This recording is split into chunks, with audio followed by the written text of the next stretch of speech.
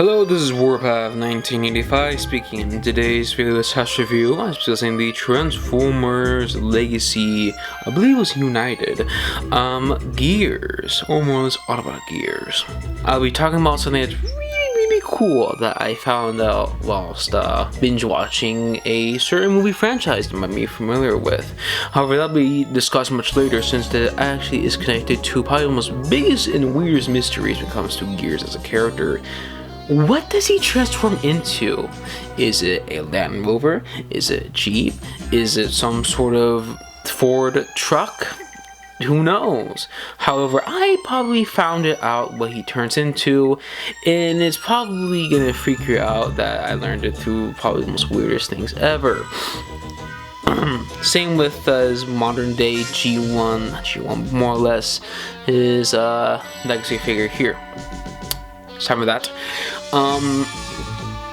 Now, Gears is one of those figures, probably this little Teletran here, that is very weird when it comes to his releases. Most of the time, Gears just gets G1 toy reissues, and that's mostly it for him. He rarely gets, or even just at any point in time, has his own unique mold. This is actually the first time in a while, mind you, that he actually has his own unique mold. Other times it usually be just a simple retool, either be his movie figures or even the 30th anniversary version of the toy, where it was a retool of the IDW Swerve mold, which was a good attempt, but the sad part is that it looks nothing like Gears. It looks more like Swerve.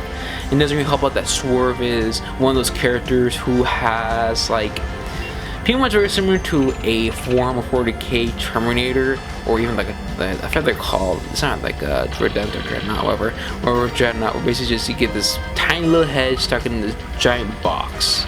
That's pretty much what Swerve has. He's not the only character that has that. There's others, but Swerve is like the notable one here in this case. And for that, we didn't get anything else when it comes to Gears, mind you, until Kingdom, where he was revealed or more or less teased on the giant, awesome like artwork that was made to tease the entire line, to reveal it and show the world that yes, we're getting Beast Wars figures again after, like, I want to say a long time of us this fingers be starved out from them, from 30th anniversary into Prime Wars trilogy, with some of them coming out throughout that general 4-year span of toys, but really nothing really came from it, so that shall be noted. But sadly, Gears, along with Polar Claw and a few fossilizers, will either be straight out cancelled or delayed until then. So we're missing like Crocodile and Sabertooth fossilizers, and also Polar Claw is still like so far to be postponed or at least cancelled. A shame, yes, but hopefully we do get them soon. However, Gears finally got his figure released through Legacy United, which also meant we got that GoBots character, who I forget her name, but once again, with images here on Teletran and the name, etc. And with that, let's talk about the figure itself, because Gears is a really unique deluxe class mini bot, for he has a lot of articulation points, and it's only further enhanced by his accessory, which is a really nice little kind of like machine gun, or more or less assault rifle, Cybertronic assault rifle. Probably something you can find like in either G1 movies, Prime, especially just Line Colony in general, because they love their guns, or really just the guns for that matter. Besides that, the figure itself, beyond the accessory and the articulation, is fantastic. Though I must mention this, there are some problems with it. That being the head. Since the head is give me talk about articulation because this is really important. The head is, yes, large, which is accurate towards Gears, how he was in the cartoon. Most likely I did post images in there because I know me, and I probably post images of the cartoon Pierces because he wouldn't be Pierce 1 technically. I think he also appeared in like Headmasters. However, I'm not sure. I know he appeared in the movie, but not in. I don't think he appeared in Headmasters. I don't know. Let me appear in Headmasters like Ironhide and Skyfire there, or Jetfire technically. I don't know. Besides that, the head articulation is limited to the backpack. And if you wanted to use it more, it'll unplug the backpack, which is okay, mind you. It just means that backpack is now out and about. But yeah, he has a very nice ball joint, some nice kind of like swivels technically, hinged shoulders, who has a butterfly jointed transformation, a swivel bicep, and over pretty much double jointed elbow bend, which is very nice, some wrist articulation, and some really nice race flotation, which is the only, or technically is one of the few mini boss that actually has full waist rotation. Just most that we have that. A very nice, very deep double jointed knee bend, a calf cut. He also has pretty good splits, including, obviously you saw that before, some nice leg articulation and goes so far back and has a very nice kick, and finally some nice ankle articulation, which is limited, mind you, but it can go further if you want to, because it's on that weird friction like motion. It's weird. You can feel the way you have the figure in hand, but I don't know, it's the same thing with the go back figure, which I forget her name, but yeah, because the effectables are tolerances on that figure. Aside from that, the figure overall is fantastic with articulation. As you saw before, with his little gun, you can pose him like various basically describe it. If you ever played Division 2, you pretty much pose him in either like stance with like a gun. That's pretty much it. Because for some reason, a lot of characters in Division 2 have really large backpacks. So yeah, it just feels very fitting to want to make something similar to that. I'm going to poses. Aside from that, the assault rifle is neat. It's your standard little G1 assault rifle, or more it's just blaster. Because again, it is technically a gun, like full of rounds, etc. It has a little magazine. Again, it's weird with blasters and general guns and transformers, where either they shoot physical rounds or just ions and general lasers. It is very dependent on which continuity you follow. With G1, it's both technically, which is weird.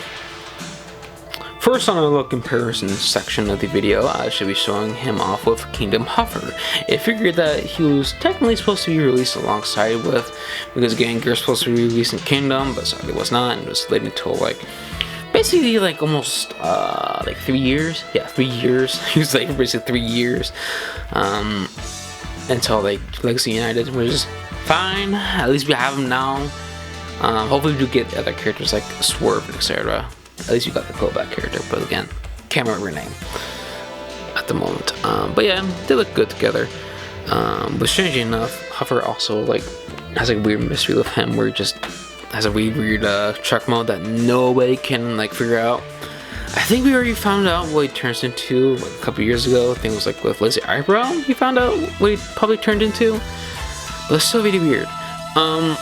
Next we have Earthrise Cliffjumper, which is a good mold at some point. Like in world mode, it looks pretty good, especially when you have the 86 version, it looks even better. The only problem with it is that his calculation is a little bit limited in certain areas, because Earthrise shenanigans, and also he has power swarming, once again Earthrise shenanigans. But overall, he's a pretty good figure since he does have most of his accessories that is associated with Cliffjumper. Simply his bazooka sniper rifle thing. Once again, they look pretty good together. Next up, we have another 84 Autobot, Brawn, which Brawn is really good. I mean, I did a review of like Brawn like a couple years ago, maybe. No, I think we did a review of Brawn in the cover last year, I believe, maybe? I'm not sure. I can't really quite remember, but yes, I did like some review of like either Huffer or Brawn. But yeah, they look pretty good together. The only problem with Brawn that is kind of like a weird problem with certain mini-bots, previous version Huffer has it, where it has no real wrist articulation. And for him, it's just his Lego is just limited because the backpack, which is accurate, but I wish they did clean up a little bit better. But overall, this figure is really good. You also can get the dead version too, if you're curious. Target, which is on sale, I think. I can't remember. Another character that was like seen most of the time with other Minibots, and it's technically the commanding officer of most of the Minibots, if you like think about it, on like that scene from Five Faces of Darkness in Transformers Season 3, which is, I know, contrary opinion, I actually like Season 3. I know it's very flawed in certain aspects, but damn, that music is really good. It has really good music. But yeah, it's Warpath, aka me, and yeah, another really good figure that looks pretty good with gears. The only problem with Warpath overall, technically, when it comes to like certain people, however, might be his Lego edition, but overall that's fine since, again, characters with tank tracks can do whatever, because there's their like forward and back. I don't know. Or technically, do like Dom logic from Gundam, he doesn't really need that much ink articulation because tank logic treads forever. Again, weird. Sorry, not forever. And lastly, we have Legacy Goldbug, which is pretty cool. I really like Legacy Goldbug. I think I did a review of that 4-pack. For Halloween, maybe? I think I did. I do not remember. I think I did like a some sort of like special review of like this figure for some day. I legitimately do not remember, like last year. It probably wasn't for Halloween. It was probably for something else. But yeah, I did a review of that Creatures Collide 4-pack. It's a pretty good figure. It's a shame that it's better describe it, a little bit outdated with the new Bumblebee mold, but unlike the Bumblebee mold, you can recreate the classic Autobot like hood piece, whatever, backpack, which is pretty cool. But overall, it is slightly disappointing. And finally, for comparison's sake, or just general completion, we have the Decepticons version of the Minibots, which were just Reflector and his photons, seen here and here. Which technically show off somebody like Scrapface and his Scraptons, which I call his photons. But I don't have Scrapface still after 6 years trying to get him. I know, how shameful. Because for some reason, people still price them as like $50 each. Yes, each. Not two, not all three, each. Aside from that, lastly, I'd like to mention before going on to the vehicle mode, if I'm solving that ridiculous mystery, would be his awesome gimmick, where he has a opening chest, where he has his, I forget what it's called, but basically just his emotions like center, which is this little chip here. It's pretty cool they had that in there. It's simple like transformation bit, but I'm glad they did that anyways. Because they're doing a lot more often with certain figures where they have like a specific area where it has a little Easter egg. I think it first started with this was like Universe Power Glide with his like a little heart chest opening gimmick. But overall, it's a pretty good gimmick, not gonna lie. Almost just Easter egg, technically. Aside from that, let's get to the vehicle mode. Alright, so let's start with the vehicle mode's weird shenanigans and origins. Now, as we all know, this is a GMC Top Cake truck. And if you've seen Transformers 2007, which probably you did, that is Ironhide's vehicle mode. And I think it was, who was it? Perspective End, who was technically the first one to say it. That is the same vehicle mode as Ironhide, but I'm technically the first one to outright say the car. So, yeah, I don't know. Aside from that, let's pull the Teletrend to show you what the hell this thing technically is. Again, put side view before I do that. Okay, so this is clearly a GMC Top Cake though shit. The only thing that has to be noted is that it's actually a weird like mix of all sorts of GMC top kits. Obviously, it's based off of the one that was used by Ironhide in the first Transformers movie. That was live action movie, technically 2007. He also has some influence from the earlier version, the 1997, I think it was, or 1997, 1998 version of the GMC top kit. Generally, just the mid 90s one. They also have the other GMC top kit that was released, I believe around the same time as the one that was used for the 2007 version of Ironhide, which was basically a trailer chest carrier transport one. It basically just had a large flatbed that basically gave it like these really large, very spaced out wheel. Tire covers, tire wheels. I can't remember what they're called.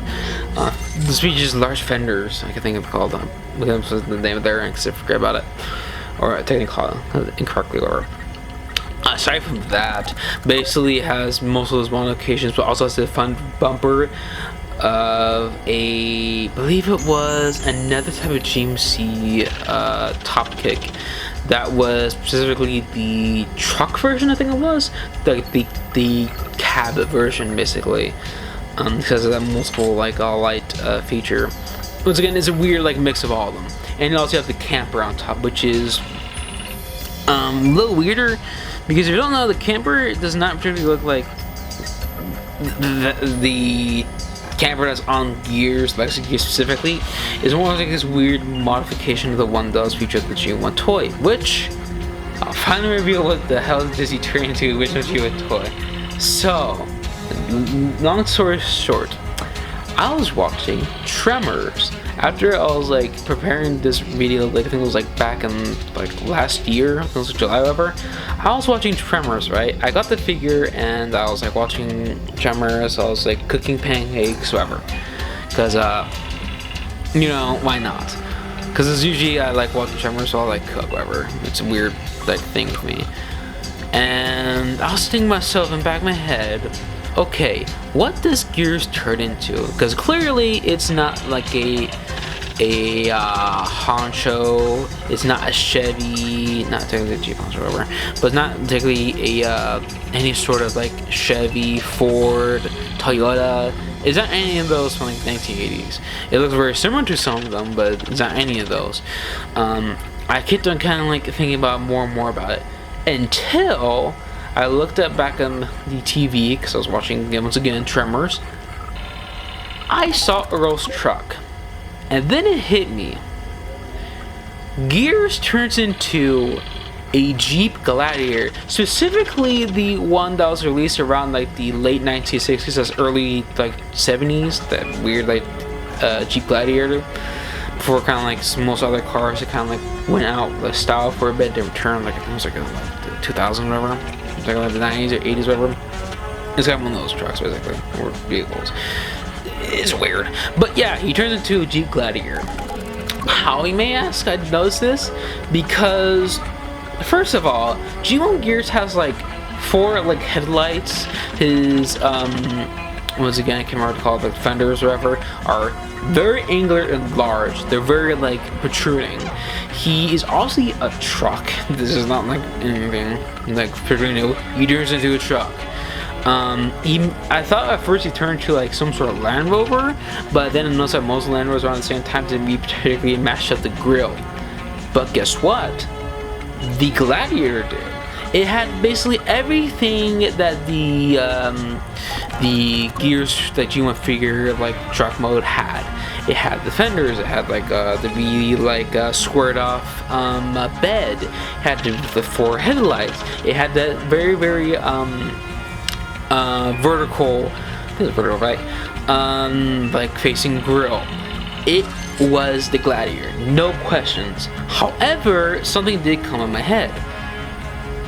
What was that weird like red cube that was in the back of the that was in the bed of the truck? Because obviously the Gladiator, obviously some other trucks, I mentioned the GMC had like various different variations. Also you had the one for the camper. However, However, the camper looked a lot just general different compared to the normal just Gladiator. But then it hit me again. Since similar to the Top Kick is technically like off-road truck, and Gears has off-road tires and have off-road general modifications that's similar to the off-road Gladiators, it hit me. Those aren't technically, or more as it isn't actually a camper. They're jerry cans. Specifically like a chibi-fied jerry can, I think it's like carriers or whatever, containers or whatever. They're basically type of like a jerry can like rack, basically. You stack them together. Because not only do they look exactly like a jerry can, they're carved like a jerry can, but also since the figures are done out of painting racers, they're also chibi-fied, making me a lot bigger. How did you know that this basically hit me that, oh, these are jerry cans? Fucking Transformers, like, this is like a Boss Smashers ever. You know the ones I'm talking about? I'm gonna put the name of it up there. Optimus Prime had the cheapified version of his trailer. That is when it hit me like, okay, this is just a cheap gladiator with cheapified jerry cans. Not a camper, but cheapified jerry cans. Case closed. I finally figured out what the hell does G1 Gears turn into. And that's pretty much it. I know. A little bit of a tangent there. And very, very cool that I was able to find out what does he turn into, because again, it was a big mystery. What did he turn into? Because it was so like weird.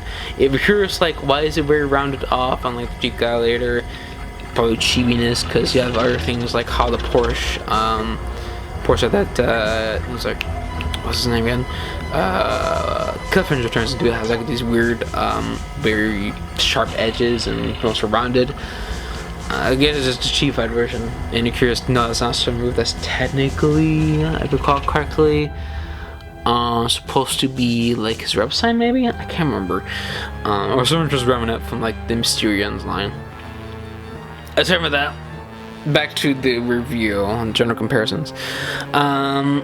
So yeah, that's it for his vehicle mode technically, because it's weird historical shenanigans, mystery, whatever. But yeah, it's a really nice vehicle mode. It rolls very well. It may have the tiny tires, but it does the job. You obviously plug the blaster on there. Either, I don't know, just because there's vehicle storage.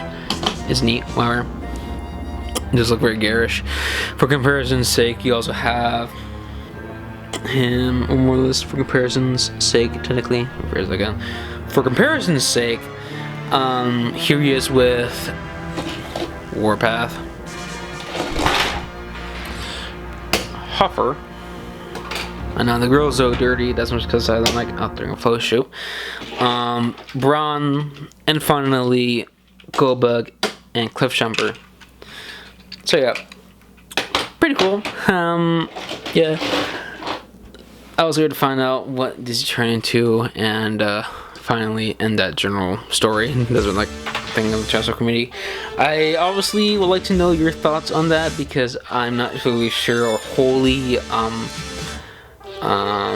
against like anybody else saying, oh, he does turn to a Land Rover or whatever.